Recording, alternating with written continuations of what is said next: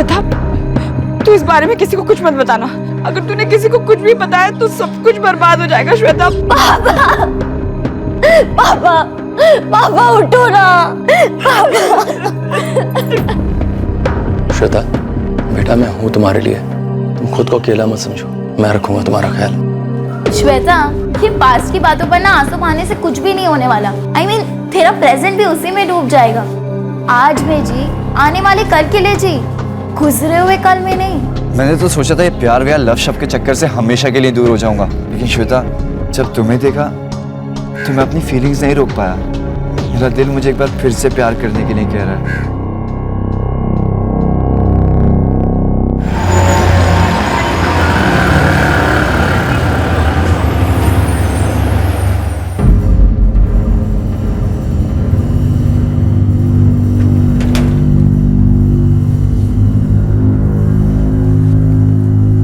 श्वेता, चलेगी तो पूजा में?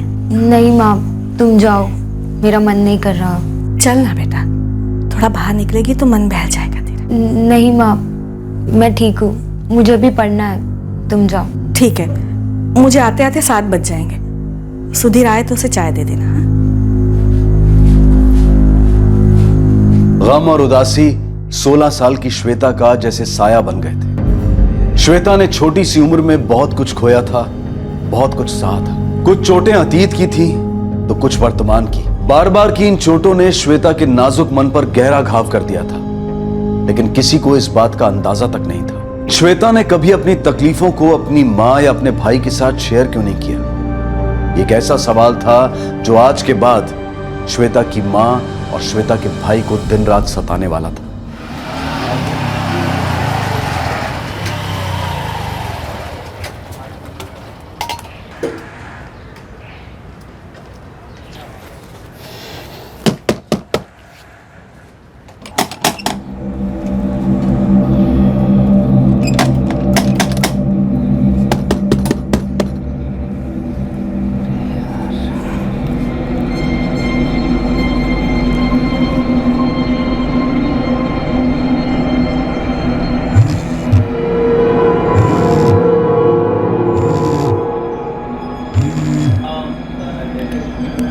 हेलो, हाँ क्या हुआ बेटा?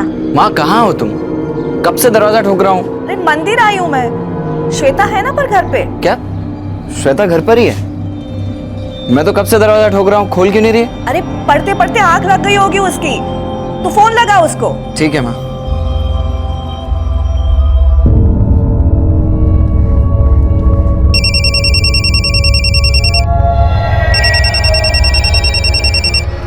फोन क्यों नहीं उठा रही?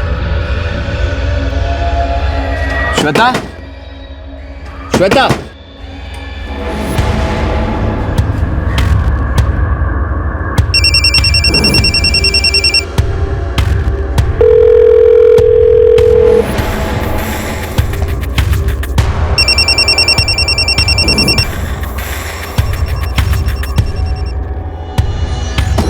श्वेता, श्वेता, श्वेता, श्वेता। क्या हुआ सुधीर बेटा? अंकल, श्वेता दरवाजा नहीं खोल रही है। कब से दरवाजा पीटे जा रहा हूँ, कॉल पे कॉल भी किए, रिंग की आवाज भी आ रही है, लेकिन कोई जवाब नहीं दे रही है। हो सकता है अंदर सो रही हो। अंकल, अगर सो भी रही होगी इतनी आवाज के बाद तो उठ जानी चाहिए थी। मैं देखता हूँ। श्वेता बेटा, दरवाजा खोलो। श्वेता बेटा, सुधीर मुझे कुछ ठीक नहीं लग रहा।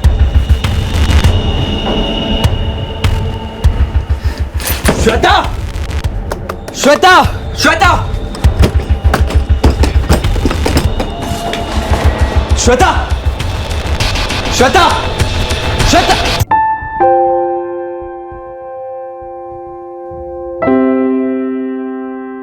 श्वेता 14 साल की चुलबुली और खुशदिल लड़की हमेशा हंसती रहती। जब उसकी जिंदगी पर गमों का साया मंडराया तो अचानक से वो एक खामोश और गंभीर लड़की में तब्दील हो गई। लेकिन वक्त ने फिर करवट ली। उम्मीद की धूप ने श्वेता के मुरझाए चेहरे को फिर से खिला दिया।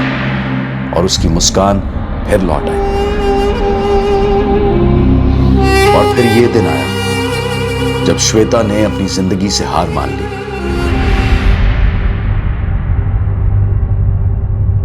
जी मैं करीब शाम के 6 बजे घर लौटा। कहाँ से आ रहे थे तुम? दुकान से, हमारी हार्डवेयर की शॉप है, मेरे पापा की। पापा कहाँ हैं तुम्हारे? जी उनका 2 साल पहले देहांत हो गया था।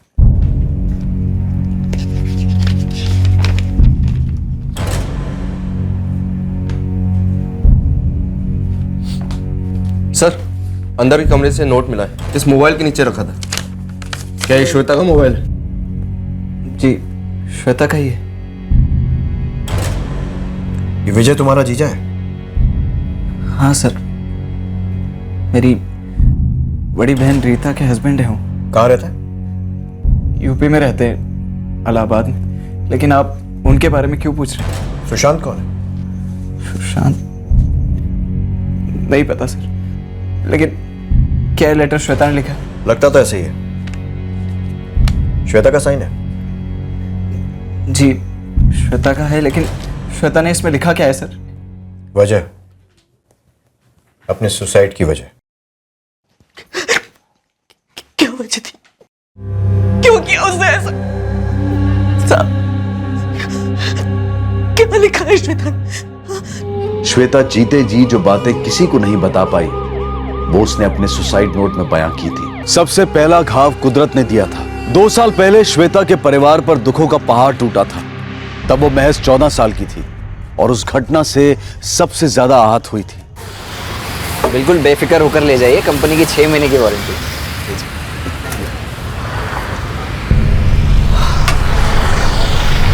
क्या हुआ पापा? छाती में दर्द हो रहा है। डॉक्टर के पास चलते हैं। लगता है जाना पड़ेगा। मैं रिक्शा लेकर आता हूँ। मेजर हार्ट अटैक था, हालत अभी भी नाजुक है। पर वो ठीक तो हो जाएंगे ना? देखिए, ये 24 घंटे बहुत ही क्रूशियल है उनके लिए। उनको ऑब्जर्वेशन में रखना होगा। Excuse me.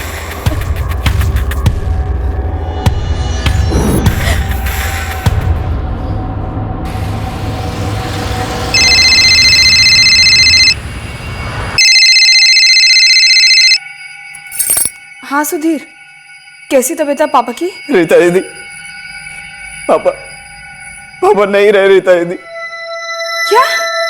कल रात को फिर से उन्हें दिल का दौरा पड़ा और वो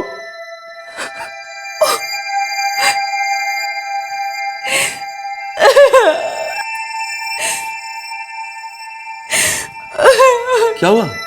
रो क्यों रही हो? विजय, पापा क्या हुआ? पापा नहीं रहे।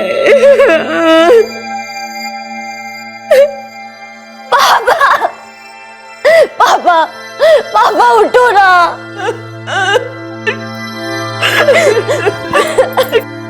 माँ बोलो ना पापा को उठने। पापा।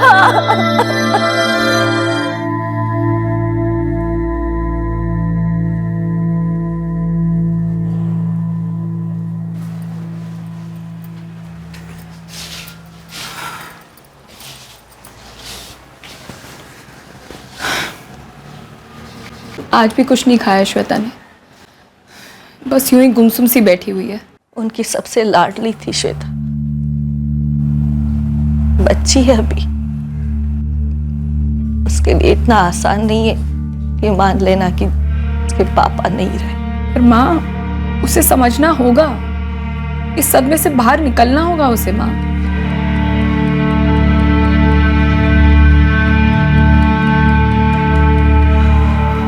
मैं श्वेता से बात करता हूँ।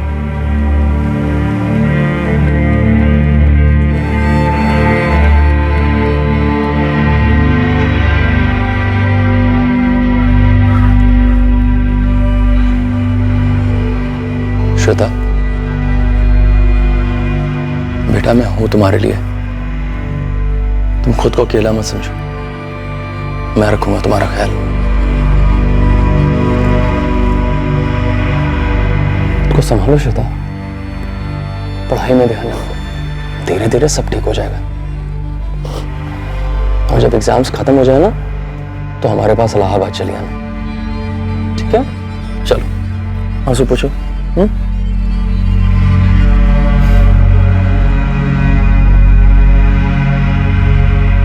दुकान की पूरी जिम्मेदारी अब तेरे ऊपर है। जब भी वक्त मिलेगा तेरे जीजा जी और मैं आते रहेंगे पुणे, पर उस बीच कभी भी किसी भी तरह की जरूरत हो ना तो मुझे तुरंत फोन कर देना, हिचकिचाना मत बिल्कुल। समझ रहा है ना तू? तेरे जीजा जी को भी तुम सबकी बहुत फिक्र है, खास करके श्वेता की।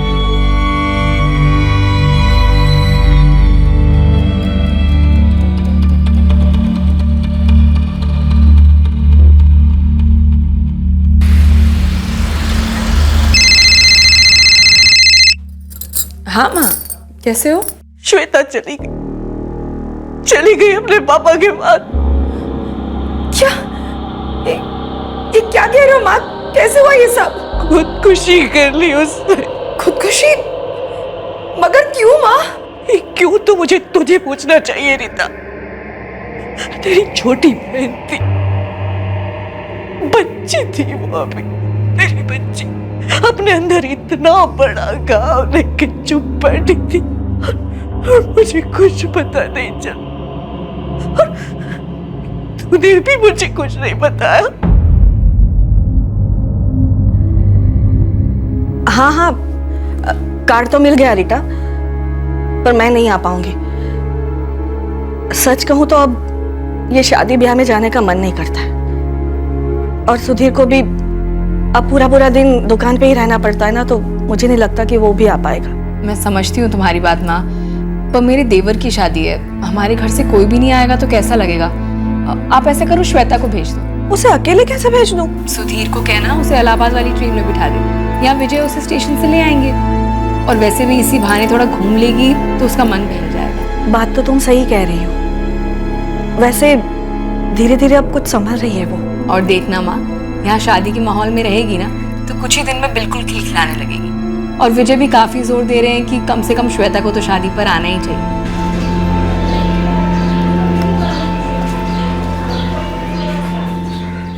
माँ ठीक कह रही है, तुझे जाना चाहिए दीदी के पास। इससे उन्हें भी शादी के कामकाज में मदद मिल जाएगी और तेरे लिए भी अच्छा रहेगा। हाँ बेटा, जाके आना, तेरी दीदी और जीजाजी भी जोर दे रहे हैं। ठीक है माँ।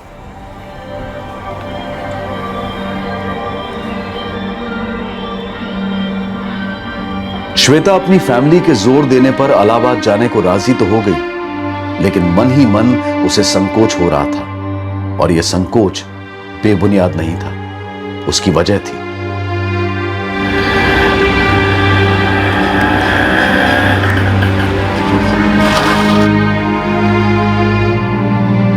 श्वेता के पापा के देहांत के बाद पिछले 1 साल में रीटा और उसका पति विजय जब भी मुमकिन होता पुणे आते जाते रहते थे।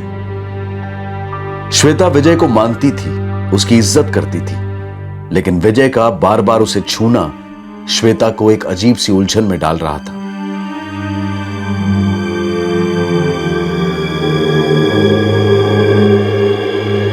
श्वेता महसूस कर पा रही थी कि विजय के छूने में कुछ ठीक नहीं है, पर वो असमंजस में थी, समझ नहीं पा रही थी वो कैसे रिएक्ट करे, कैसे रोके विजय को।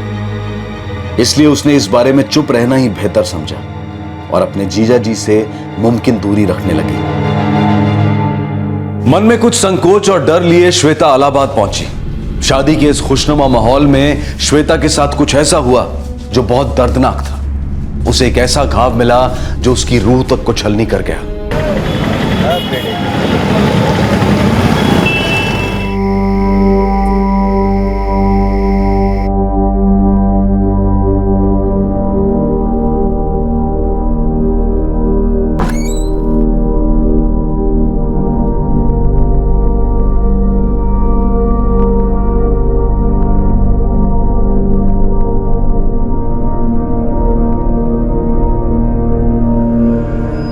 श्वेता, मैंने तुम्हें डरा दिया क्या? श्वेता, वो मेरा सर थोड़ा चकरा रहा है और रीता भी सो गई है, तो क्या तुम मेरे लिए चाय बना सकती हो? सुनो, मैं वो सामने वाले कमरे में हूँ, वहीं ले आना।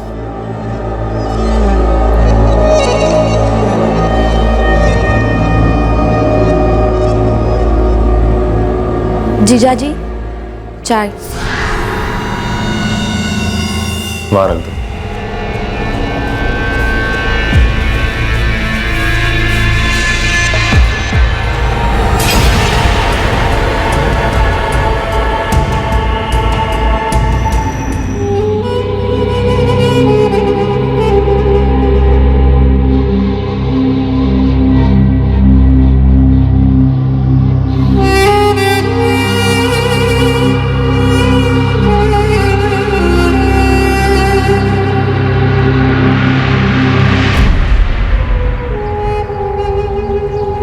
श्वेता,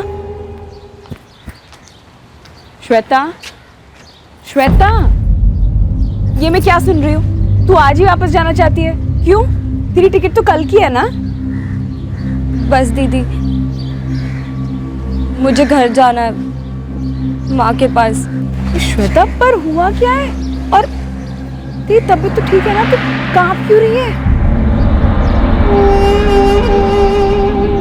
श्वेता, देख अपने आसपास, शादी का माहौल है, सब लोग कितने खुश हैं। इस खुशी में शामिल हो श्वेता। देख, मैं जानती हूँ तू पापा को भूल नहीं पाई है, पर उनके बगैर जीना तो सीखना होगा ना। दीदी, बात पापा की नहीं, बात तो कुछ और है। क्या बात है? बता मुझे। श्वेता, मैं तेरी बड़ी बहन हूँ, मुझे नहीं बताएगी तो किसे बताएगी? बोल, क्या परेशानी है?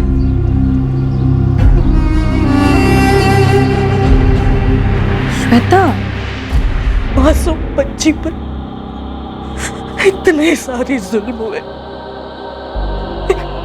मेरी बच्ची चुपचाप अकेली सहती रही, कुछ नहीं पता भाई मुझे। तुझे तो पता था ना?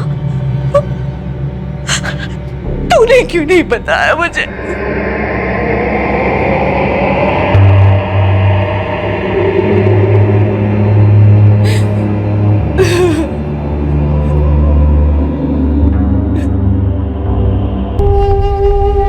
श्वेता ने अपनी बड़ी बहन रीटा को सब बताया जो उसके पति ने श्वेता के साथ किया। अगर विजय से पूछूंगी तो वो साफ मुकर जाएंगे, और श्वेता, अगर उसने किसी से कहा तो बात बढ़ेगी, पुलिस केस होगा, सबको पता चल जाएगा, मेरी शादीशुदा जिंदगी बर्बाद हो जाएगी, घर टूट जाएगा मेरा। क्या करूं मैं?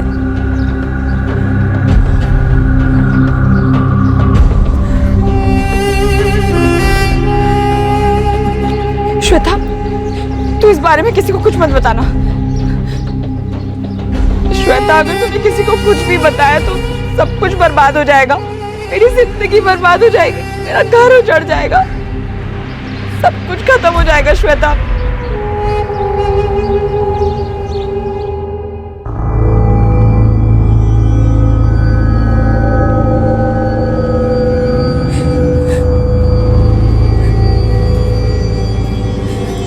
क्या हुआ? क्या बात है? बोलती क्यों नहीं?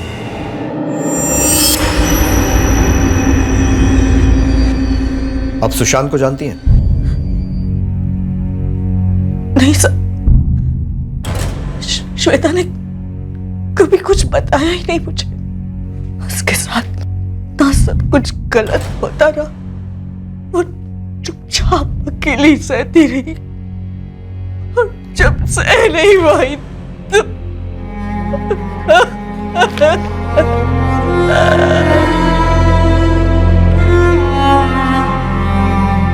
श्वेता चुपचाप पुणे लौट आई, लेकिन उस दिन के बाद से उसने अपनी बहन रीटा से फिर कभी बात नहीं की। अपने जीजा से तो बात करने का सवाल ही नहीं उठता था, और ना ही श्वेता ने इस बारे में अपने घर पर कुछ बताया।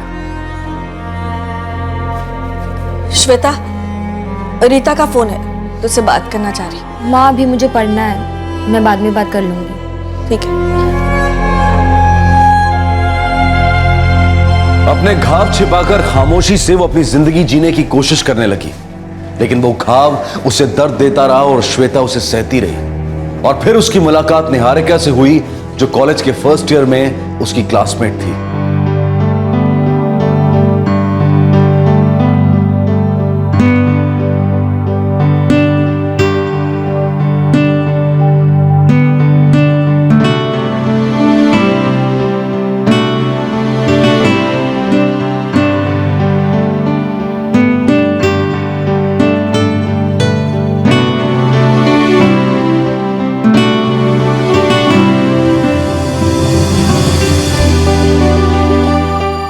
बता ना, है या नहीं? नहीं। क्या बात कर रही है? पर क्यों? क्यों क्या होता है निहारिका? नहीं है तो नहीं है। तेरा है क्या? हाँ, किसी ने प्रपोज जरूर किया है। वो राकेश है ना, मुझे भी अच्छा लगता है। 2 महीने से पीछे पड़ा है। तो तूने क्या सोचा निहारिका? सोचती हूँ कि पास्ट के बैड एक्सपीरियंस को भुला के ना एक नया स्टार्ट करूँ, फ्रेश। बैड एक्सपीरियंस मतलब? अरे वो मेरा एक्स बॉयफ्रेंड था ना, पूरे 6 महीने लगे उसे भुलाने में।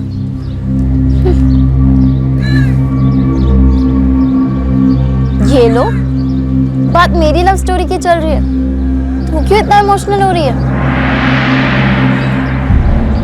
इतना आसान नहीं होता सब भूल जाना निहारिका, खास करके बुरी यादों को। श्वेता, ये पास्ट की बातों पर ना आंसू बहाने से कुछ भी नहीं होने वाला। I mean, तेरा प्रेजेंट भी उसी में डूब जाएगा। आज में जी, आने वाले कल के लिए जी, गुजरे हुए कल में नहीं, समझी?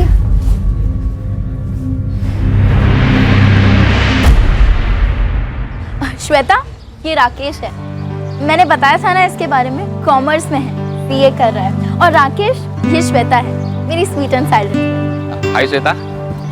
हाय। अब चलो, मैं तुम दोनों से बाद में मिलता हूँ। बाय। तो कैसा लगा? दिखने में तो स्मार्ट है तेरा वाला। वैसे शांत भी दिखने में काफी स्मार्ट लगता है। वो तुझे पसंद है ना? देख, मैं जानती हूँ वो तुझे पसंद है। तुझे प्रोफेसर भाटिया की नोट्स की कसम, सच बोल। पसंद तो है, पर डर लगता है। यार तू क्यों इतना डरती है? ऐसा क्या है? देख, एक मैं हूँ जो तुझसे हर एक बात शेयर करती हूँ, और एक तू है जो मुझे कुछ भी नहीं बताती। ऐसा क्या है जो तुझे इतने वक्त से खाए जा रहा है? श्वेता का घाव अभी भरा नहीं था, उसके जहन में वो दर्द अभी ताजा था। लेकिन एक दिन श्वेता ने फैसला किया अपने आप को इस दर्द से आजाद करने का। कब जवाब दोगी श्वेता? मैं 10 दिन से तुम्हें रोज प्रपोज कर रहा हूँ। बोलो, बनोगी मेरी गर्लफ्रेंड? सुशांत, मुझे गलत मत समझना, लेकिन कुछ बातें हैं जो मैं नहीं जानती तुमसे कैसे कहूंगी। तुम्हारे पास्ट की? देखो श्वेता, सबका पास्ट होता है, मेरा भी था। और तुम्हें पता है, जब मैं डिच हुआ था तब मुझे कितना बुरा फील हो रहा था। मैंने तो सोचा था ये प्यार व्यार लव शब्द के चक्कर से हमेशा के लिए दूर हो जाऊंगा। लेकिन श्वेता, जब तुम्हें देखा तो मैं अपनी फीलिंग्स नहीं रोक पाया। मेरा दिल मुझे एक बार फिर से प्यार करने के लिए कह रहा है। और आई नो, जब तक तुम मेरे साथ हो तब तक सब सही होगा। देखो, मुझे तुम्हारे पास से कुछ फर्क नहीं पड़ता। हमारे रिलेशनशिप के लिए जो मायने रखता है वो है तुम्हारा आज, तुम्हारा प्रेजेंट। लेकिन मैं तुम्हें सब सच बताए बगैर रिलेशन नहीं रख सकती। हमारे रिलेशन के फ्यूचर के लिए ये जरूरी है। ठीक है, तो बताओ, मैं सुनने के लिए तैयार हूँ। मतलब 5:30 के आसपास? हाँ, और मौत के कुछ घंटे पहले सेक्सुअल एक्टिविटीज हुई थी। विक्टिम के प्राइवेट पार्ट्स में सीमन के ट्रेसेस मिले। रेप? नहीं, रेजिस्टेंस के कोई निशान नहीं। सेक्स म्यूचुअल कंसेंट से हुआ होगा। डॉक्टर, मैं विक्टिम का सुसाइड नोट मिला है जिसमें सुशांत नाम के किसी लड़के का जिक्र है। श्वेता के फोन से सुशांत का नंबर तो मिला, लेकिन उसका फोन स्विच ऑफ आ रहा है सर। ये उन्हीं के कॉलेज में पढ़ता है, 3rd ईयर का स्टूडेंट। उसका एड्रेस भी मिल गया है सर। प्रमोद, इसे पुलिस स्टेशन लेकर आओ। श्वेता के सुसाइड नोट में इसकी करतूतों का भी पर्दाफाश हुआ है। भले ही कंसेंट से हुआ हो, लेकिन श्वेता नाबालिग थी, तो केस तो रेप का ही बनेगा।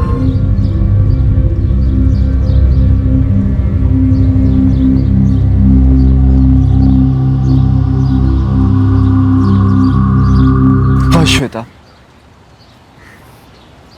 तुम कितनी ब्रेव हो श्वेता। तुमने इतना सब कुछ सहा, और वो भी अकेले। तुम नहीं जानते मैं कितने महीनों से इस शौक में हूँ।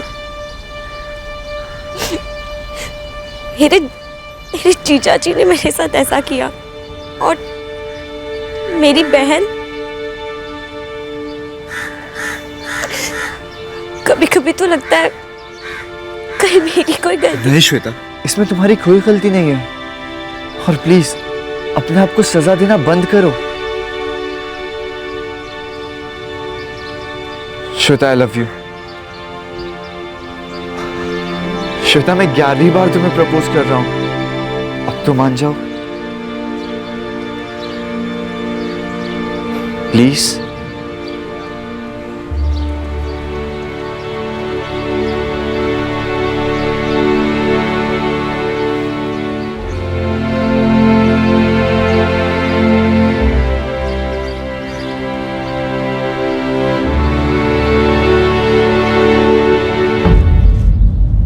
क्या हुआ श्वेता? एक किसी तो है। सुशांत, मुझे ये सब एक्चुअली। श्वेता, तुम क्यों डर रही हो? और बॉयफ्रेंड गर्लफ्रेंड में तो किस नॉर्मल सी बात होती है, ये तो तरीका होता है ना प्यार दिखाने का। पर सुशांत, मुझे इन सब चीजों से कैसे कहूँ मैं तुमसे, बस मुझे ठीक नहीं लगता, पता नहीं क्यों। श्वेता, ज्यादा मत सोचो, और इसमें कुछ भी गलत नहीं है। शायद पहली बार था इसलिए तुम्हें ऐसा लगा, लेकिन देखना धीरे धीरे चल के ना तुम्हें सब अच्छा लगने लगेगा। मैंने सुशांत से कुछ नहीं छुपाया, हर बात बता दी उसे, क्योंकि मैं उससे प्यार करती थी और मुझे विश्वास था कि वो भी मुझसे प्यार करता है।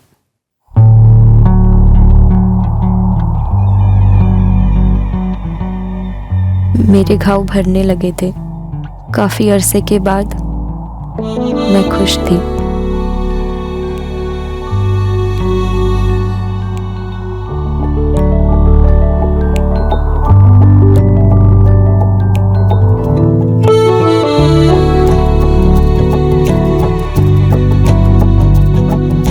सुशांत, मुझे डर लगता है। डर कैसा? प्यार करती हो ना मुझसे? हाँ। तो बस मुझे भी प्यार करने दो।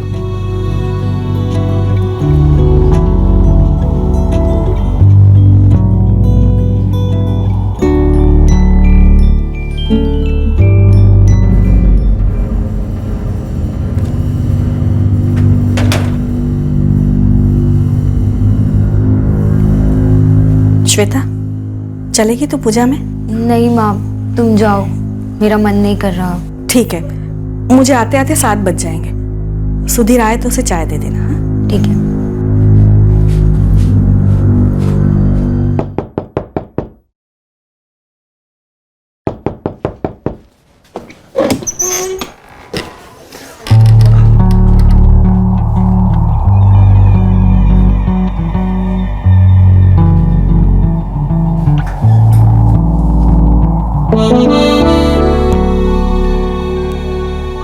श्वेता, आज हमारे रिलेशन को पूरे 2 महीने हो चुके हैं, तो आज का सेलिब्रेशन थोड़ा स्पेशल होना चाहिए ना। सर सर सर कहाँ ले जा रहे हैं आप मेरे बेटे को? किया क्या है इसने? सर, मैंने कुछ नहीं किया सर, और श्वेता के साथ तो मेरी कैजुअल फ्रेंडशिप थी बस। तूने कैजुअल फ्रेंडशिप के नाम पे श्वेता के साथ क्या क्या किया, सब उसके सुसाइड नोट में उसने लिखा है, समझा?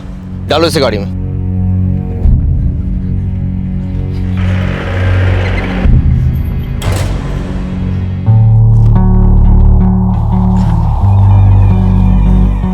सुशांत, हम इतने वक्त से साथ में हैं, अब तुम्हें नहीं लगता तुम्हें मुझे अपने पेरेंट्स से मिलवाना चाहिए।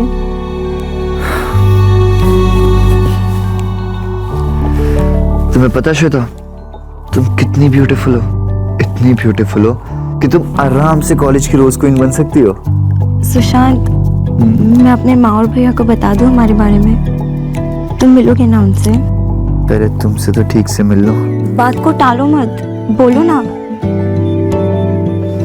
सुशांत, बताओ ना।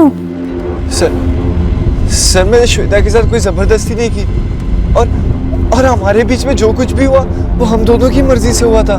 लेकिन धोखा और झांसा एक तरफा था, राइट? सिर्फ तेरी तरफ से। नहीं सर, ऐसा कुछ भी नहीं है। मैंने श्वेता को कोई धोखा नहीं दिया। सुशांत ने मुझे धोखा दिया, खिलवाड़ किया मेरे साथ। वो सिर्फ मुझसे फिजिकल रिलेशन रखना चाहता था। उसकी सारी बातें झूठ थी। जब मैंने रिश्ता आगे बढ़ाना चाहा तो वो चला गया मुझे छोड़कर। उसे तो पता था मुझ पर क्या गुजरी है, फिर भी उसने ऐसा क्यों किया?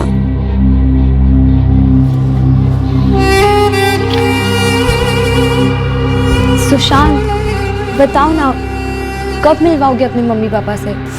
क्या है यार श्वेता, एक ही सवाल बार बार पूछना, मेरा दिमाग मत खराब कर। पहली बार लॉज के बजाय घर पे मिले थे, लेकिन तूने पूरा मजा खिलखिला कर दिया। मजा? तो ऐसे क्या देख रही है? अब ये मत बोलना कि तुझे मजा नहीं आता था और तू ये सब मेरे लिए कर रही थी।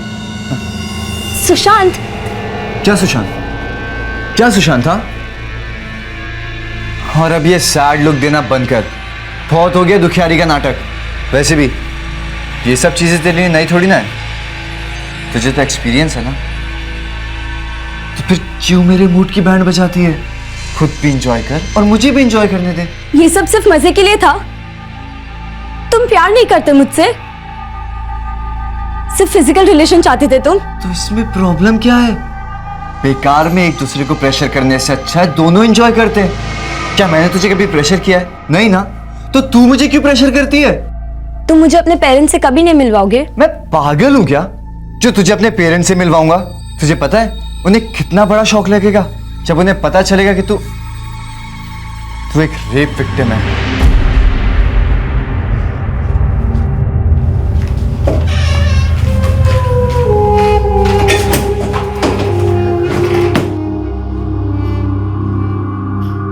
तू एक रेप विक्टिम है।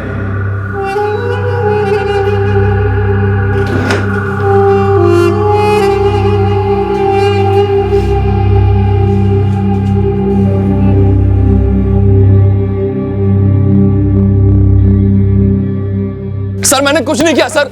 सर सच कह रहा हूं, मैंने कुछ नहीं किया सर। वो बहुत महीने पहले की बात है सर, और जो कुछ भी हुआ ना वो श्वेता की मर्जी से हुआ सर। रेप कुछ नहीं था, बल्कि वही मुझे उकसाती थी सर। कुछ तो शर्म कर, उस वक्त तो 15 साल की भी नहीं थी। सर इन्होंने कुछ नहीं किया सर, इन्हें छोड़ दीजिए। महाराष्ट्र पुलिस से ऑर्डर्स आए हैं आपके पति को अरेस्ट करने के लिए। उनके पास आपके बहन का सुसाइड नोट है जिसमें लिखा है कि आपके पति ने उसका रेप किया है, जो कि आपको भी मालूम है। सच क्या है तो महाराष्ट्र पुलिस आपके पति से उगलवाही लेगी, और आप भी तैयार रहिए, आपको भी पूछताछ के लिए बुलाया जा सकता है। चलो सर वो सब झूठ है सर। मैंने कुछ नहीं किया सर, कुछ नहीं किया सर। सर छोड़ दीजिए, रुकिए।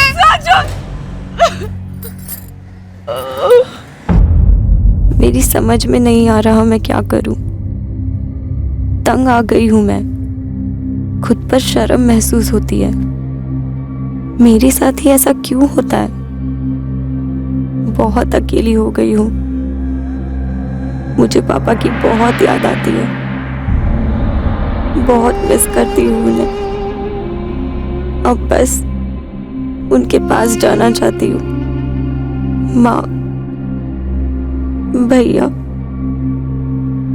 माफ कर देना मुझे, अब नहीं जीना है मुझे,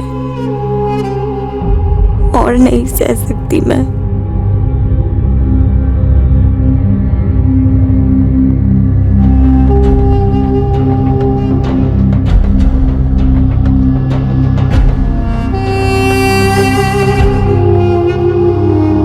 श्वेता की मां और उसका भाई गहरे शौक में है। श्वेता ने इतना कुछ सहा, लेकिन उन्हें कभी कुछ क्यों नहीं बताया, ये बात उन्हें खाए जा रही है। अपनी बेगुनाही का राग अलाप रहे विजय ने भी आखिरकार कबूल कर लिया कि उसने नाबालिग श्वेता के साथ जबरदस्ती शारीरिक संबंध बनाए थे। सुशांत ने भी ये कबूल किया कि उसका मकसद सिर्फ श्वेता के साथ फिजिकल रिलेशन रखने का था। उस रिश्ते को आगे ले जाने का उसका कोई इरादा नहीं था। श्वेता की खामोशी का राज निहारिका को उसके मरने के बाद पता चला, जिसे जानकर निहारिका को काफी शौक लगा। रीटा आज अपने आप को एक मझधार में फंसा महसूस कर रही है। एक तरफ उसके ससुराल वाले सदमे में हैं, काफी बदनामी झेलनी पड़ रही है उसके परिवार को, और दूसरी तरफ उसकी मां और उसका भाई उससे दूर हो गए, उससे बात तक नहीं करना चाहते।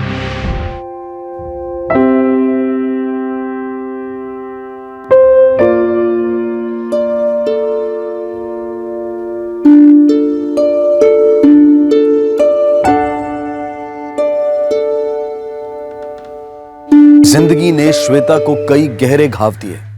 इतनी छोटी सी उम्र में उसे कई शारीरिक, मानसिक और भावनात्मक यातनाओं से गुजरना पड़ा। अपने पिता को खोने के बाद वो वैसे ही जज्बाती तौर पर कमजोर हो गई थी। उस चोट से अभी उभरी भी नहीं थी कि उसके जीजा की घिनौनी हरकत श्वेता को एक और गहरा घाव दे गई। श्वेता के उत्पीड़न पर उसकी बड़ी बहन की खामोशी ने उस जख्म को और कुरेद दिया। श्वेता की जिंदगी में सुशांत के आने के बाद ऐसा लग रहा था कि यह प्यार उसके घावों पर मरहम का काम करेगा, लेकिन यह रिश्ता भी उसके घायल मन पर एक और जख्म दे गया और इसे सहन कर पाना शायद उसकी बर्दाश्त के बाहर हो गया। श्वेता के साथ जो हुआ, उस पर जो गुजरी, इसका हमें बेहद दुख है। एक बेकसूर लड़की औरों की ज्यादतियों की वजह से आज दुनिया में नहीं है, इसका मलाल है। लेकिन हम साथ में ये जरूर कहेंगे कि अपने जख्मों को, अपनी तकलीफों को बयां करना, उसके बारे में बात करना बेहद जरूरी है।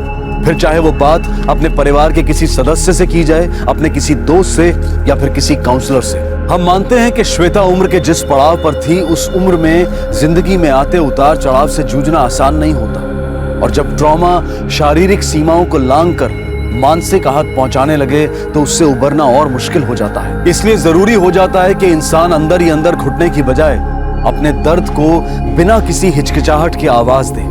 अगर कोई इस दर्द को छुपाने की, अपनी तकलीफ को चुपचाप सहने की नसीहत देता है या आपके जख्मों को कुरेद कर उनका फायदा उठाने की कोशिश करता है, तो वो इंसान गलत है, और ऐसे इंसान के लिए अपनी जिंदगी कुर्बान कर देना फिजूल है। विजय और सुशांत पर आईपीसी की धारा 376 के तहत बलात्कार के लिए, धारा 396 के तहत आत्महत्या के लिए उकसाने के लिए, और साथ ही protection of children from sexual offence act यानी पॉक्सो के तहत चार्जेस लगाए गए हैं, क्योंकि श्वेता नाबालिग थी।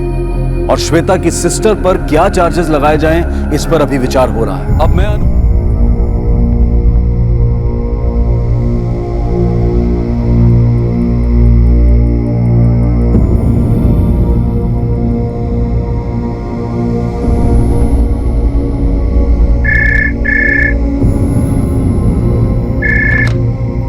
नमस्कार, दिल्ली पुलिस।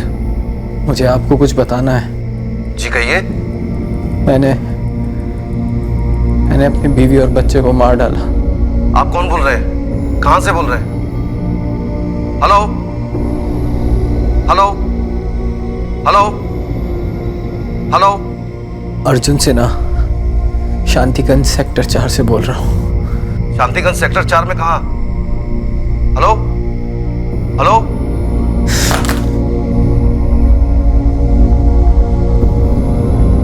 अभी अभी अर्जुन सिन्हा नाम के आदमी का फोन आया था, कह रहा था कि उसने अपनी बीवी और बेटे को मार दिया है। फोन 1:25 पे आया था। पूरा एड्रेस नहीं मिल पाया है। आप लोग सेक्टर 4 पहुंच के जल्दी से जल्दी छानबीन शुरू कीजिए। तो फिर इतनी अच्छी लव स्टोरी को किसने खून से रख दिया? ये केस भी आधे रास्ते में ही है जायसवाल, अधूरा है। 2 टीम गई थी। सेक्टर 4 के पॉकेट 8 और 9 में चेकिंग की, लेकिन कोई अर्जुन सिन्हा नहीं मिला। एक टीम पॉकेट 7 में छानबीन कर रही है। जी, यहाँ को अर्जुन सिन्हा रहता है? नहीं मालूम। क्या आप किसी अर्जुन सिन्हा को जानते हैं? आसपास में रहता है इस नाम का कोई बंदा? जी नहीं, आसपास कोई नहीं रहता। मंजीत, उसने पूरा एड्रेस बताया नहीं। शांतिगंज सेक्टर 4 बोलते उसने फोन काट दिया। शांतिगंज सेक्टर 4 के तीनों पॉकेट छान लिए हैं। एक एक के घर जाके पूछ रहे हैं, पर बंदा नहीं मिल रहा। जो आपने नंबर दिया है वो स्विच ऑफ है। मुझे लगता है कोई प्रैंक कॉल है। हो भी सकता है मंजीत, लेकिन बंदे की आवाज में दर्द था। जिस तरह अपनी बीवी और बेटे को मारने की बात कह रहा था, लग नहीं रहा था कि वो मजाक कर रहा है। मंजीत, थोड़ा चेक कर लो। ठीक है। The number you have called is currently switched off. Please try again later. Thank you. Jugraj एक और पॉकेट सर्च करते हैं, अगर वहां भी नहीं मिला तो फिर कॉल रिकॉर्ड्स निकलवाने पड़ेंगे। जिस आदमी ने पुलिस को फोन किया था वो झूठ नहीं बोल रहा था, लेकिन पुलिस के पास उसका पूरा एड्रेस नहीं था जिससे वो उस तक पहुंच सके। आखिरकार जब पुलिस अर्जुन सिन्हा के घर पहुंची तब पता चला कि अर्जुन के परिवार वाले भी इस बात से बिल्कुल अनजान थे कि घर के अंदर क्या हुआ है।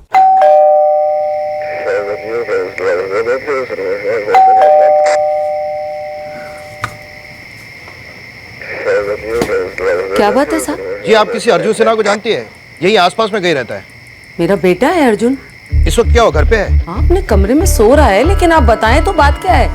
कौन आया गायत्री इतनी रात? ये पुलिस वाले हैं, देखिए ना अर्जुन के बारे में पूछताछ कर रहे हैं। मंजित अर्जुन सिन्हा का घर मिल गया है। एड्रेस है 13/145, पॉकेट नंबर 6। साहब क्या बात क्या है? ये देखिए हमें अर्जुन सिन्हा का फोन आया था, कहा कि उसने अपनी बीवी और बेटे को मार डाला है। ये क्या कह रहे हैं आप? नहीं साहब, आपसे जरूर किसी ने मजाक किया होगा। मेरा बेटा, बहू और पोता तो अंदर सोए वो कमरे में। लेकिन हमें चेक करना होगा। पापा क्या हुआ? बताता हूँ इमरान। कौन सा कमरा है अर्जुन का? साहब मैं आपसे कह रही हूँ ना, गलतफहमी हुई है आपको। अभी पता चल जाएगा। ये कमरा है अर्जुन का? साहब ये अरे अर्जुन, अर्जुन! पापा क्यों आए ये लोग? बेटा ये कहते हैं कि अर्जुन ने इनको फोन करके बताया कि उसने पायल और विहान को मार दिया। क्या? हाँ? अर्जुन, अर्जुन! साहब वो दवाइयाँ लेकर सोया होगा, पैरालाइज्ड है, खुद से तो खड़ा भी नहीं हो सकता। तो आपकी बहू तो दरवाजा खोल सकती है ना, या उसने भी दवाइयाँ ली हुई हैं? मंजित लगता है दरवाजा तोड़ना पड़ेगा।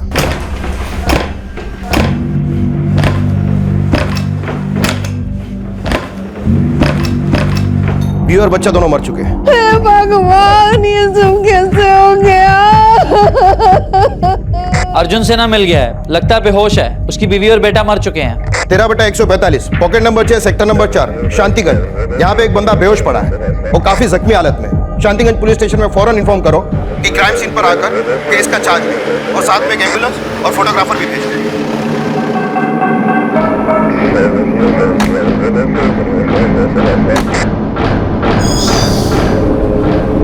यही अर्जुन सिन्हा? जी सर, जिंदा है।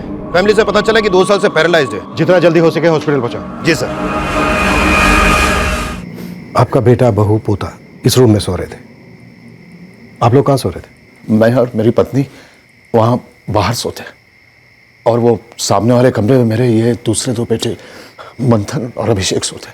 किसी तरह की कोई आवाज, कोई चीख कुछ सुनाई नहीं थी आपको? हमें कुछ नहीं सुनाई पड़ा। तुमने कुछ सुना? नहीं सर, जहाँ तक मुझे पता है कोई आवाज नहीं हुई। साहब मेरा अर्जुन ऐसा कर ही नहीं सकता। मैं आपको बता रही हूँ ना, बात कुछ और है। आप भी सोचिए, उसे लकवा था, कमर के नीचे का हिस्सा उसका काम नहीं करता था। वो किसी को क्या मारेगा साहब? और वो भी अपने बीवी बच्चों को, जिन्हें वो बेहद प्यार करता था। बात कुछ और है साहब।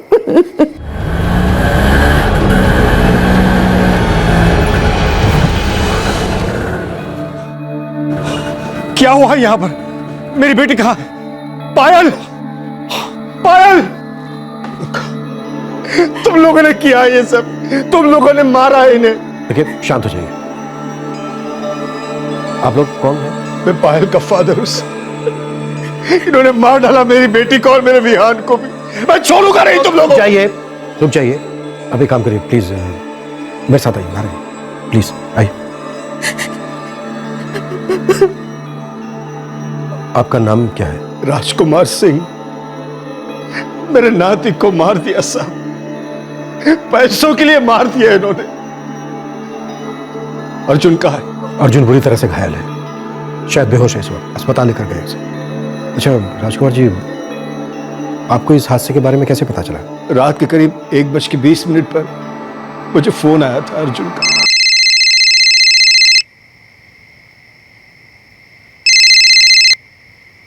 हाँ अर्जुन बेटा, क्या बात है? पापा जी, मैंने पायल और विहान को मार डाला। क्या बोल रहे हो तुम? तो मैंने वापस उसे फोन लगाया तो बिजी आ रहा था, और उसके बाद उसका फोन स्विच ऑफ हो गया।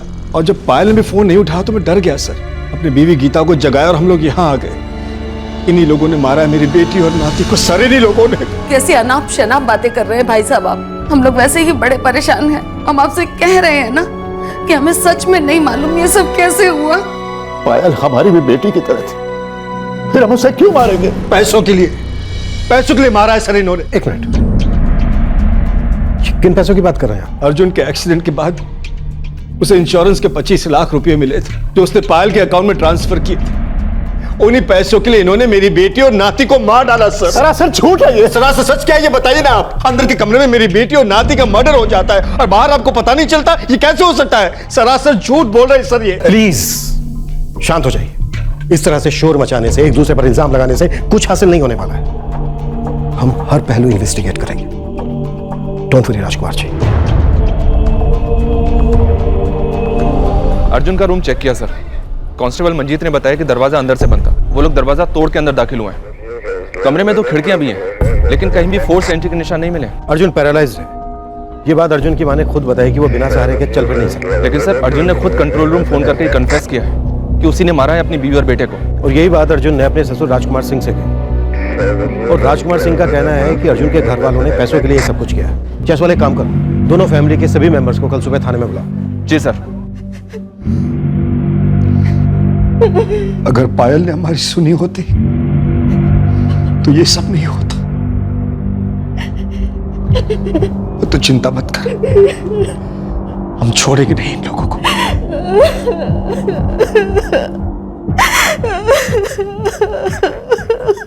क्या वजह थी इन दोनों हत्याओं की? क्यों अर्जुन ने पहले अपने ससुर को और फिर बाद में पुलिस को फोन करके ये कहा कि उसने अपनी बीवी और बच्चे को मार डाला है, जबकि उसके ससुर राजकुमार सिंह का कहना था कि अर्जुन का परिवार ही इन हत्याओं के लिए जिम्मेदार है। घर में 2 हत्याएं हुई थी, लेकिन परिवार के किसी भी सदस्य को इसकी भनक कैसे नहीं लगी? आखिर क्या हुआ था उस रात, उस घर में, उस कमरे में? कैसा रिश्ता था अर्जुन और उसकी पत्नी पायल के बीच? सवाल कई थे जिनके जवाब मिलने अभी बाकी थे। जिस शख्स के पास शायद इन सभी सवालों के जवाब थे, उसकी अपनी जिंदगी पर सवालिया निशान लगा हुआ था। देखिए, स्टिचेस तो हमने लगा दिए हैं, लेकिन पेशेंट की हालत काफी नाजुक है। खून काफी बह चुका है और ब्लड में हमें दवाइयों के ट्रेसेस मिले हैं। शायद पेशेंट ने पेन किलर के ओवरडोज लिया था। क्वेश्चनिंग कब कर सकते हैं अर्जुन से? अभी तो वो बेहोश है और एटलीस्ट 2 दिन तक ऑब्जर्वेशन में रखना होगा, उसके बाद आप कर सकते हैं। लेकिन जितनी जल्दी बात हो सके उतना अच्छा है, क्योंकि इस केस से जुड़े ऐसे कई सवाल हैं जिसके जवाब हमें सिर्फ अर्जुन दे सकता है। दोनों की मौत दम घुटने की वजह से हुई है। लेडी का गला हाथों से घोटा गया है। तकिए पर लगे खून और सलाइवा के ट्रेसेस बच्चे के मुंह पर लगे खून और सलाइवा के ट्रेसेस से मैच कर रहे हैं। ये कैंची पर जो खून है वो मैंने हॉस्पिटल में फोन करके अर्जुन का ब्लड ग्रुप पता कर लिया था। एक घर में 2 लोगों को मार दिया जाता है, जबकि 4 लोग उस घर में और भी सोए हुए थे, लेकिन किसी को कुछ पता नहीं चलता। ये बात थोड़ी खटक सी रही है। वैसे विक्टिम की बॉडी पे स्ट्रगल के कोई निशान नहीं थे। सोचने वाली बात यह है कि एक पैरालाइज्ड पेशेंट जो बिना सहारे के चल तक नहीं सकता, वो इतनी सफाई से ये काम कर सकता है कि मरने वाले को मौका ही नहीं मिले रेसिस्ट करने का। आपका कहना है कि आपका बेटा बिना सहारे के अपनी जगह से हिल तक नहीं सकता, लेकिन अर्जुन ने खुद फोन पर पुलिस को बताया है कि उसने ही अपनी बीवी और अपने बेटे को मारा है। वो खुद भी तो जख्मी हुआ है। हाँ, ये भी तो हो सकता है कि पहले उसने उन दोनों को मारा हो, फिर खुद को मारने की कोशिश की हो। हम नहीं जानते ये सब किसने किया और क्यों किया। हम सिर्फ इतना जानते हैं कि अर्जुन पायल और विहान से बहुत प्यार करता था। वो उन्हें नहीं मार सकता साहब। कल रात उन दोनों के बीच किसी बात को लेकर कोई अनबन, कोई झगड़ा? नहीं सर, कल का दिन तो उनके लिए बहुत स्पेशल था। अर्जुन भैया और पायल भाभी की शादी की 7वीं सालगिरह थी। हमने उनके लिए सरप्राइज पार्टी भी प्लान की थी। वो दोनों तो बहुत खुश थे सर। सब कुछ अच्छा था। हम लोगों ने साथ मिलकर खाना खाया, खूब बातें की। फिर अर्जुन और पायल अपने कमरे में चले गए। अभिषेक मंथन अपने कमरे में और हम लोग बाहर सो गए। साहब, ये सब कैसे हो गया? मेरी तो कुछ समझ में नहीं आ रहा। पायल हमारे लिए बेटी से कम नहीं थी। बेटी से कम नहीं थी। फिर भानु जी, पायल के पेरेंट्स पायल के खून का इल्जाम आप लोगों पर क्यों लगा रहे? साहब, क्योंकि पायल और अर्जुन की लव मैरिज हुई थी और ये लोग शुरू से इस रिश्ते के खिलाफ थे, लेकिन दोनों बच्चों ने घर से भागकर शादी की और हम लोगों ने उनका सपोर्ट किया था। शायद इसीलिए बेमतलब का इल्जाम लगा रहे हैं। हमको इल्जाम नहीं लगा रहे सर, पूरे परिवार ने मिलकर किया ये सब। आप कहना चाहते हैं कि उन्होंने अपने बेटे को भी मारने की कोशिश की? पैसों के लिए लोग क्या कुछ नहीं करते सर। राजकुमार जी, अगर ऐसा हुआ होता तो अर्जुन आपसे फोन पर यह क्यों कहता कि उसने मार डाला पायल और विहान को?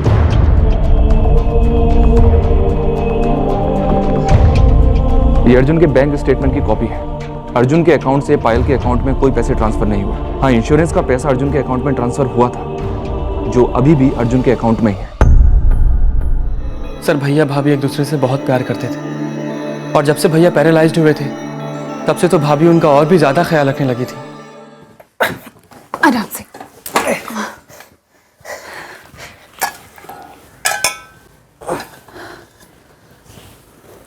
सैर पे चले मिस्टर हस्बैंड। भाभी के सपोर्ट की वजह से भैया बहुत जल्दी रिकवर हो रहे थे। उनके हाथ भी फिर से मूव हो पा रहे थे सर। भैया खुद व्हील चेयर पर घूम सकते थे, लेकिन भाभी ने कभी उन्हें अकेला नहीं छोड़ा, हमेशा उनके साथ रहती थी। Good Arjun, very good. Payal, मैं एक बार व्हील चेयर पर बैठ जाऊं तो मैं खुद मैनेज कर सकता हूं। तुम्हें साथ आने की जरूरत नहीं है। अर्जुन, मुझे अच्छा लगता है तुम्हारे साथ आना, तुम्हें अच्छा नहीं लगता? साहब, मैं मान ही नहीं सकता कि मेरा बेटा अपनी पत्नी और अपने बेटे को मारेगा। वो ऐसा क्यों करेगा साहब? यही तो हम भी जानना चाहते हैं भानु जी, कि अगर ये सब अर्जुन ने किया है तो क्यों? सभी का यही कहना था कि पायल और अर्जुन एक दूसरे के साथ खुश थे। पायल अर्जुन का ख्याल रखती थी और अर्जुन भी पायल और अपने बेटे विहान से बहुत प्यार करता था। दोनों की लव मैरिज हुई थी।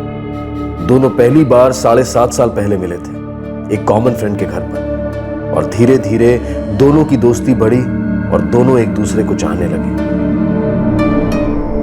अरे, आप लोग कुछ बोलते क्यों नहीं? कोई एतराज है क्या आप लोगों को? बेटा, हमें क्या एतराज हो सकता है? हमें तुम पर पूरा भरोसा है और नाज भी है। कॉलेज में पढ़ाई के साथ साथ तुमने पार्ट टाइम जॉब की ताकि मेरी मदद कर सको घर को चलाने में। अपने भाइयों की पढ़ाई में मदद की। तुमने हमेशा इस परिवार के बारे में सोचा है बेटा। तुम जो भी फैसला करोगे वो सही होगा। अच्छा, अब ये बताओ, कब मिलवा रहे हो हमें पायल से? बहुत जल्द माँ।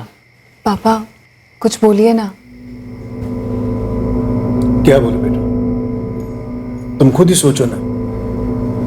अर्जुन एक कार के शोरूम में मामूली सेल्समैन है, उसकी लिमिटेड इनकम है, जबकि हमारी दिल्ली के पॉश मार्केट में 3 साड़ी की दुकानें हैं। बेटा, तुम्हारे लिए बड़े बड़े बिजनेसमैन के बेटों के रिश्ते आ रहे हैं, उसके सामने ये अर्जुन क्या है? पापा, शादी कोई बैलेंस शीट देख के थोड़ी ना की जाती है। और सबसे इम्पोर्टेंट बात तो यही है ना कि मैं अर्जुन से प्यार करती हूँ। और पापा, हम खुश रहेंगे। माना कि घर छोटा है, इनकम लिमिटेड है, पर हम मैनेज कर लेंगे पापा। ऐसी बातें सिर्फ कहानी किताबों में अच्छी लगती हैं। साथ रहने के लिए सिर्फ प्यार काफी नहीं होता, थोड़ी तो प्रैक्टिकल हो जाओ लाइफ में। बहुत समझाया मैंने, मुझे नहीं लगता मम्मी पापा मानेंगे। तो अब भूल पाओगे मुझे? रह सकोगे मेरे बगैर? रहना पड़े तो शायद रह भी लूं, लेकिन ये जिंदगी अधूरी सी लगेगी अगर हमारा ये रिश्ता अधूरा रह गया। तो फिर सोच क्या रहे हो? ले चलो मुझे अपने साथ, शादी कर लेते हैं और अपना ये रिश्ता कंप्लीट कर लेते हैं। पहले भाभी के पेरेंट्स इस शादी से खुश नहीं थे, लेकिन जैसे ही विहान का जन्म हुआ तो उनका गुस्सा भी शांत हो गया था सर। इतने सालों में मैंने भैया और भाभी को कभी लड़ते हुए नहीं देखा। इनफैक्ट ये भी कह पाना बहुत मुश्किल है कि कौन किससे ज्यादा प्यार करता था।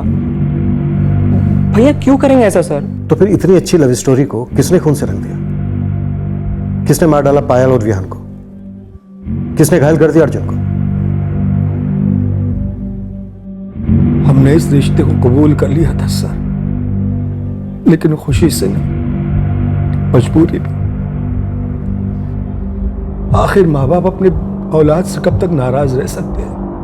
अपनाना ही पड़ता है सर। और चाह ही क्या था? मेरी बेटी हर कदम पे समझौते करती रही इस रिश्ते को निभाने के लिए। घर, माँ बाप, ऐशो आराम सब कुछ छोड़ा। अर्जुन के पैर काम करना बंद हो गए तो वो उसकी बैसाखी तक बन गई। पर आखिर क्या मिला उसे? पायल मेरी इकलौती बेटी थी सर, चली गई। मेरा नाती जिसके कारण हमने ये रिश्ता कबूल किया था, उससे भी मार डाला।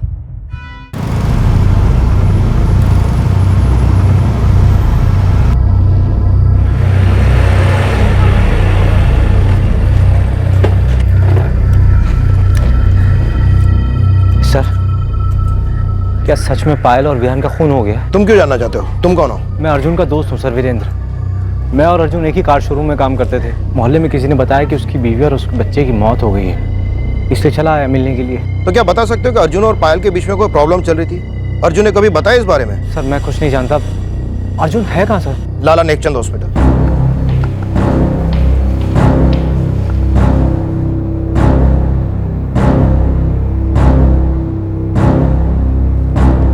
सर कैसी हालत है अर्जुन की? तुम कौन हो? जी मैं वीरेंद्र हूँ, अर्जुन का दोस्त। अर्जुन पहले से बेहतर है, लेकिन डॉक्टर का कहना है कि उसे कुछ दिन ऑब्जर्वेशन में रखना होगा। तुम उसके दोस्त हो ना? तुम्हें पता है क्यों उसने अपने बीवी और बच्चे को मार डाला? हमने आसपास के लोगों से पूछा है, वैसे सबने कहा है कि उन दोनों में तो बड़ा प्यार था। सर सबकी तरह मैं भी शॉक्ड हूँ, मुझे यकीन ही नहीं हो रहा कि अर्जुन और पायल की प्रेम कहानी का एक हिस्सा अधूरा था, और उस अधूरे हिस्से का आधा सच वीरेंद्र जानता था और आधा अर्जुन।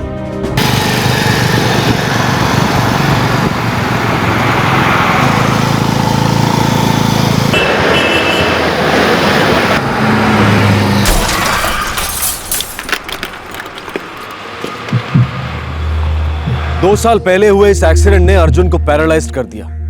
तेज रफ्तार से दौड़ती अर्जुन की जिंदगी अचानक रेंगने लगी। इस हादसे का अर्जुन, उसके मां बाप और पायल सब पर गहरा असर हुआ।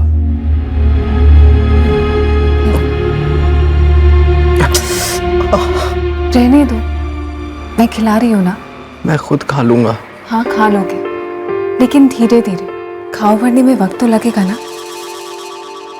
अच्छा भी जिद मत करो, ये लो खाओ।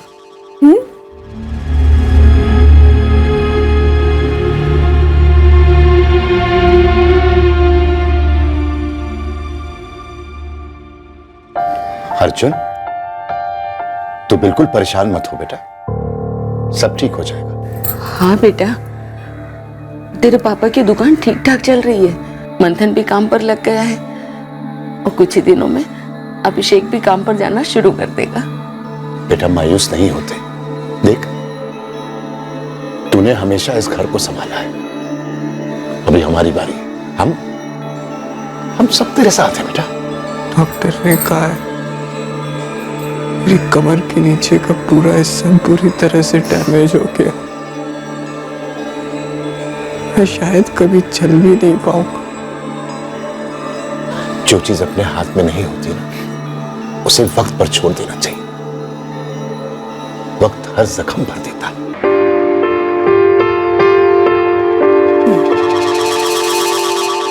वेरी गुड, क्या बात है, आज तो बिल्कुल अच्छे बच्चे की तरह खा रहे हो। वैसे अर्जुन, मैं सोच रही थी क्यों ना मैं वापस जॉब ज्वाइन कर लूं। अब तो विहान भी बड़ा हो गया है, तुम्हें क्या लगता है जॉब कर लूं?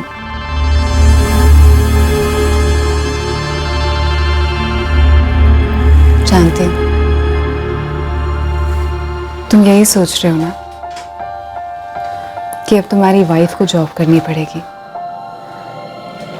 उसे घर चलाना पड़ेगा, यही सोच रहे हो ना?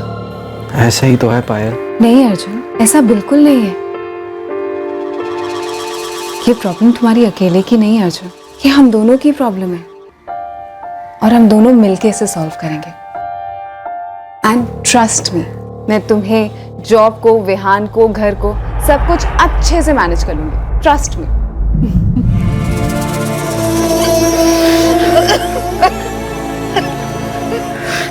अर्जुन को होश आ गया साहब जी। डॉक्टर का क्या कहना है? उन्होंने कहा 24 घंटे और रुक जाना चाहिए, और उसके बाद अगर थाने भी लेके जाना है तो कोई दिक्कत नहीं है। ठीक है, हम कल ही बात करेंगे अर्जुन से।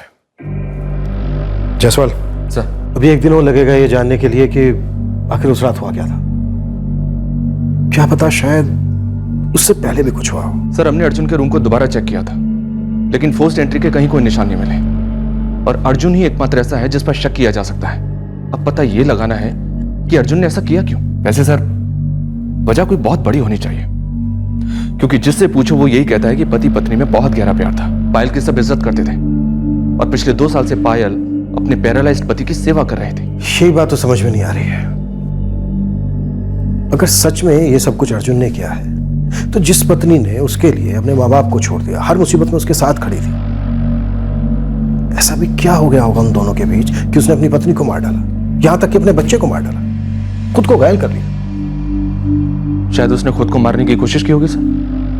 अब या तो वो कामयाब नहीं हो पाया या फिर आधे रास्ते में उसकी हिम्मत टूट गई। ये केस भी आधे रास्ते में ही है जायसवाल, अधूरा है। कल अर्जुन की गवाही इस केस को पूरा करेगी।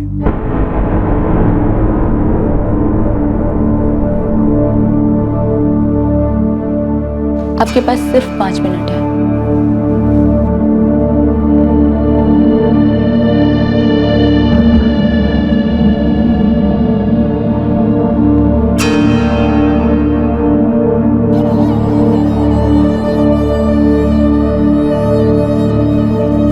कैसा रहा दिन? अच्छा था। तुम्हारा? बहुत अच्छा। सीलिंग फैन से अच्छी दोस्ती हो गई है। क्या अर्जुन, फिर से नेगेटिव बात? सॉरी। अच्छा, मैं जल्दी से मुंह हाथ धोआती हूँ, उसके बाद साथ बैठ के चाय पियेंगे और फिर गार्डन जाएंगे। विहान का भी बहुत मन है। ओके। मैं अभी आती हूँ।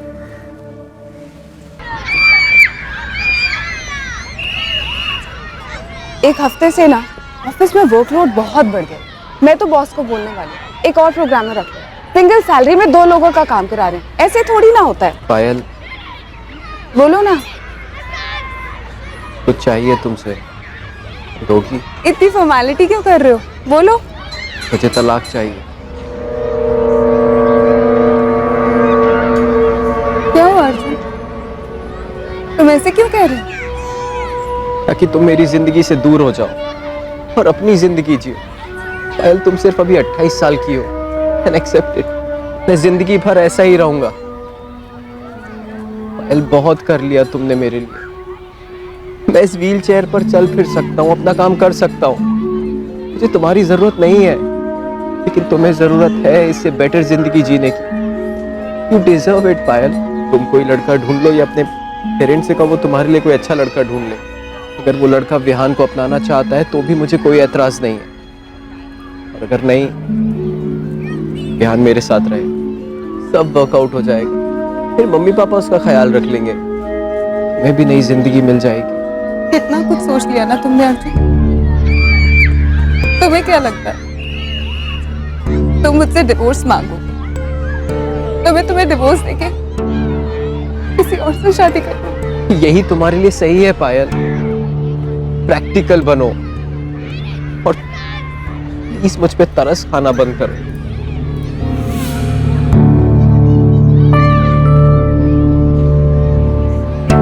मैं तुम्हारे साथ इसलिए नहीं हूं अर्जुन क्योंकि मैं तुम पे तरस खा रही हूं, बल्कि इसलिए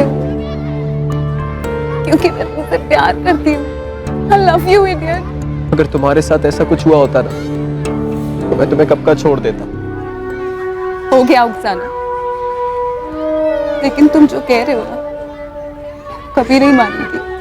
मैं तुम्हारे साथ रहना चाहती हूँ हमेशा। I need you Arjun. तुम्हें होना तो मुझे तुम्हारी जरूरत है। मैं हमेशा तुम्हारे साथ रहूंगी, तुम्हें छोड़ के नहीं जाऊंगी। इतनी जल्दी तो तुम्हारा पीछा नहीं छोड़ूंगी, इसलिए अपने स्मार्ट सजेशंस ना अपने पास ही रखा करो, समझे?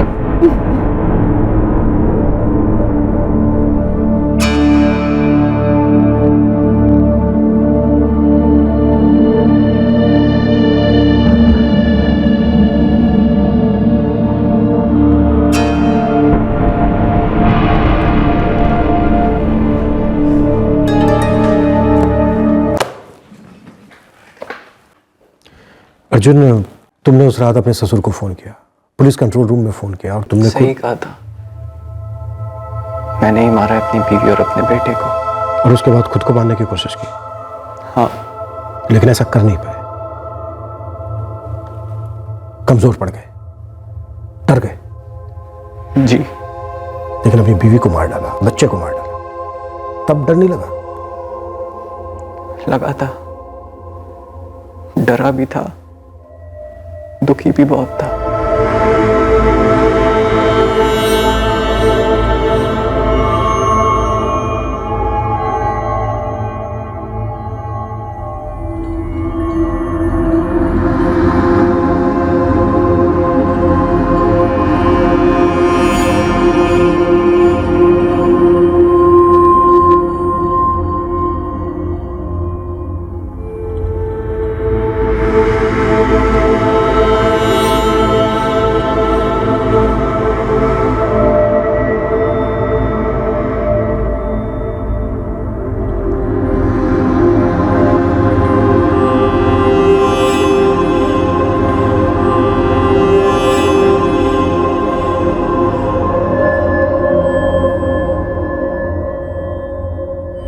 लेकिन मैं अपनी जिंदगी खत्म करना चाहता था।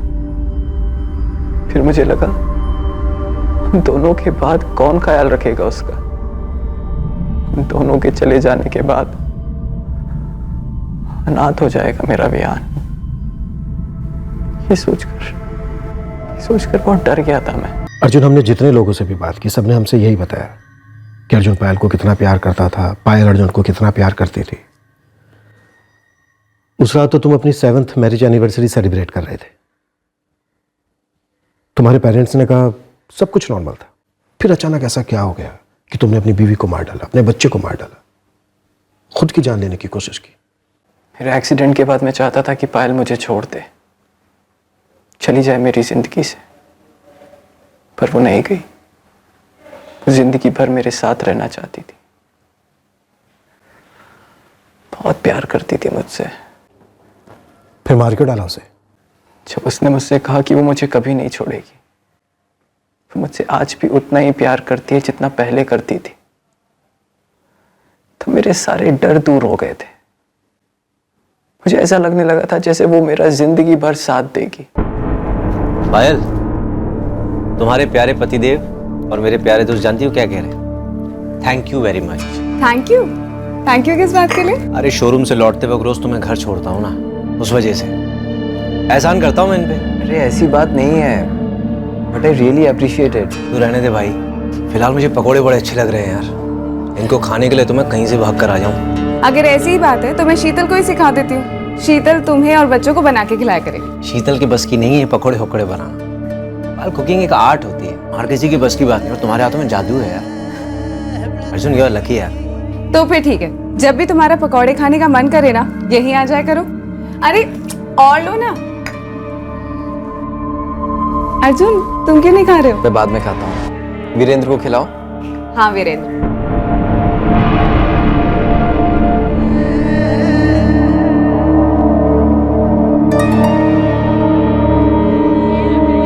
कैसा अर्जुन? बस ठीक हूँ। वीरेंद्र पकौड़े बनाओ ना। अर्जुन समझाया यार अपनी वाइफ को, रोज एक ही सवाल पूछती बार बार। मैं देख रहा था वीरेंद्र और पायल नजदीक आ रहे थे। शक होता पर खुद को ही टोकता, कहता सिर्फ दोस्त हैं दोनों, मुझे ऐसे नहीं सोचना चाहिए।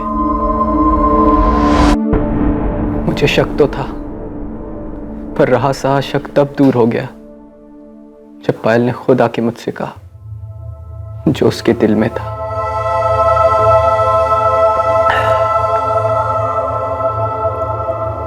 परेशान लग रही है? नहीं तो। कहना चाहती हो कुछ?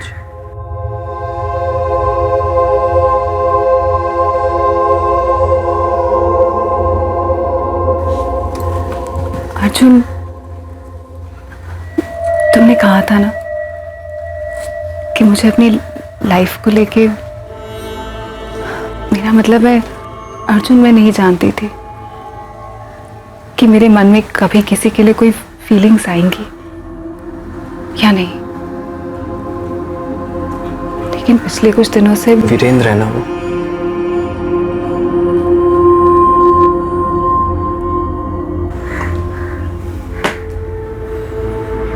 अंदाजा था मुझे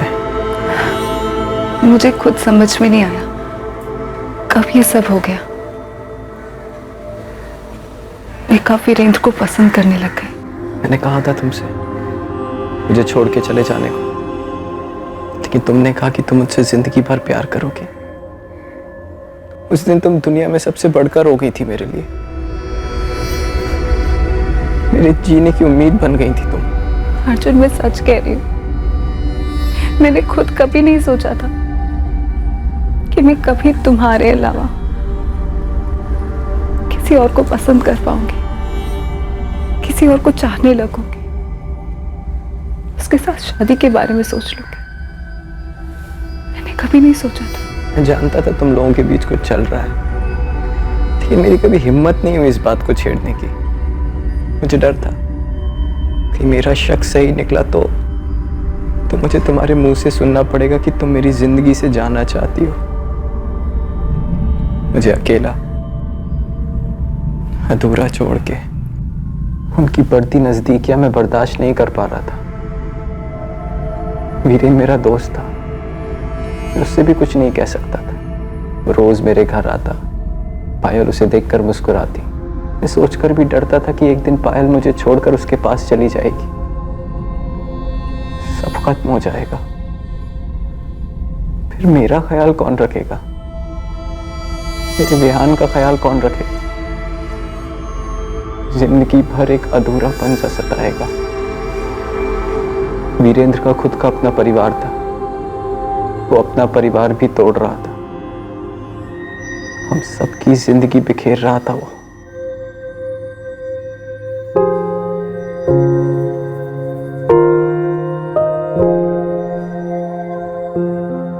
मन ही मन मुझे लगने लगा कि मेरी आखिरी एनिवर्सरी है पायल के साथ।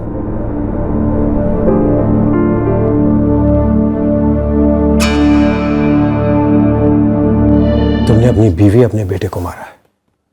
जज्बात चाहे तुम्हारे जो भी रहे हो, लेकिन इस वक्त तुम हो एक खूनी।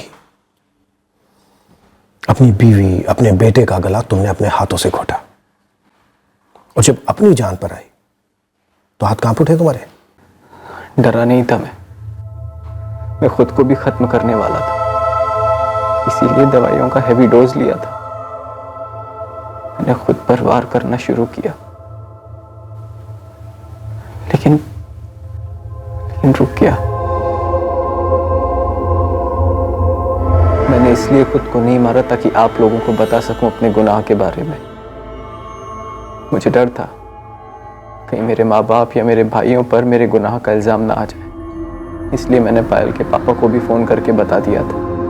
सर, मैं जीने की चाहत खो चुका हूं, सांस ले रहा हूं, जी नहीं रहा हूं।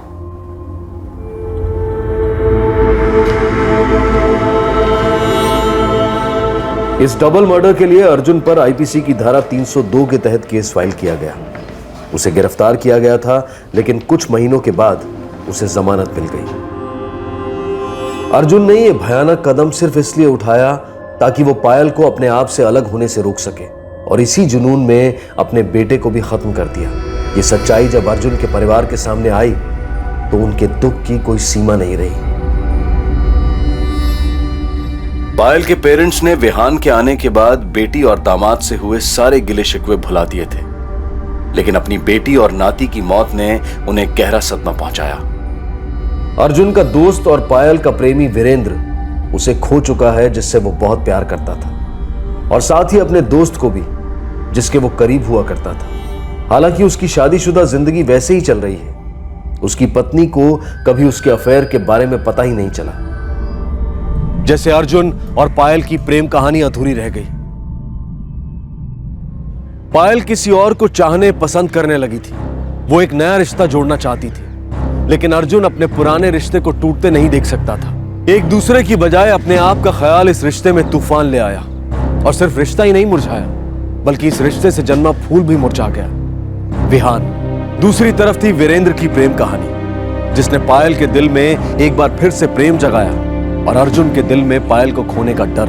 जज्बातों की जंग में कभी किसी की भी जीत नहीं होती, अक्सर सभी कुछ ना कुछ खोते हैं, हारते हैं। रिश्तों में आई दूरी, जज्बातों में आई कड़वाहट जब हद से गुजरती है तो सिर्फ तबाही लाती है, और उस रिश्ते से जुड़ा हर इंसान उससे आहत होता है। और सबसे बड़ा खामियाजा भुगतता है उस इंसान का परिवार, जिसके जहन में उस तबाही की यादें हमेशा के लिए रह जाती हैं। अब मैं अनूप सोनी आपसे विदा लेता हूं, फिर मुलाकात होगी अगले एपिसोड में और खुलासा करेंगे एक और जुर्म का। तब तक सतर्क रहें, सुरक्षित रहें और देखते रहें क्राइम पेट्रोल सतर्क। सबक एक को सीख हम सबको। जय। इस तरह के और भी एपिसोड देखने के लिए हमारे चैनल को सब्सक्राइब करें और बेल आइकन दबाना ना भूलें।